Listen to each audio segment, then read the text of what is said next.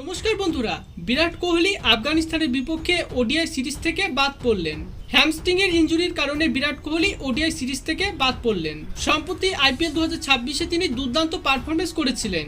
IPL 2026-এর final match অনুষ্ঠিত হয় royal Challenger ব্যাঙ্গালুরুর সঙ্গে গুজরাট টাইটান্সের মধ্যে। সেই ম্যাচে বিরাট কোহলি ইনজুরিতে পড়েন। আইপিএল এর ফাইনাল ম্যাচে তিনি প্লেয়ার অফ দ্য ম্যাচ জিতেছিলেন। দুর্দান্ত পারফরমেন্স করেছেন আইপিএল 2026-এ। অনেক ইয়াং প্লেয়ারদের পেছনে ফেলে দিয়ে অরেঞ্জ ক্যাপের লিস্টেও তিনি এসেছিলেন।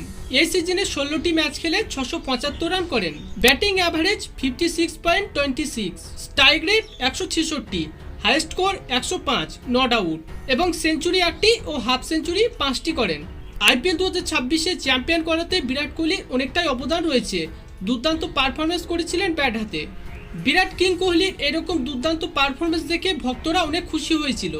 ভক্তরা ভেবেছিল আফগানিস্তানের বিপক্ষে ওডিআই সিরিজে তিনি দুর্দান্ত পারফরমেন্স করে ম্যাচ জেতাবে, কিন্তু সেটা আর হলো না। ইনজুরির কারণে তিনি ওডিআই সিরিজ থেকে বাদ পড়লেন। ক্রিকেট প্রেমী দর্শক এবং বিরাট কোহলি ফ্যানরা এই খবর শুনে অনেক দুঃখ পেয়েছে।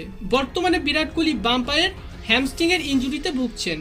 আফগানিস্তান ওডিআই সিরিজ থেকে বিরাট কোহলি বাদ পড়াতে যশস্বী জয়সওয়াল ও ঋতুরাজ গায়কোয়াড় বিসিসিআই এর কাছে পছন্দের নাম ছিল, তবে বিরাটের রিপ্লেসমেন্ট হিসেবে ঋতুরাজ গায়কোয়াড়কে সুযোগ দেওয়া হয়েছে।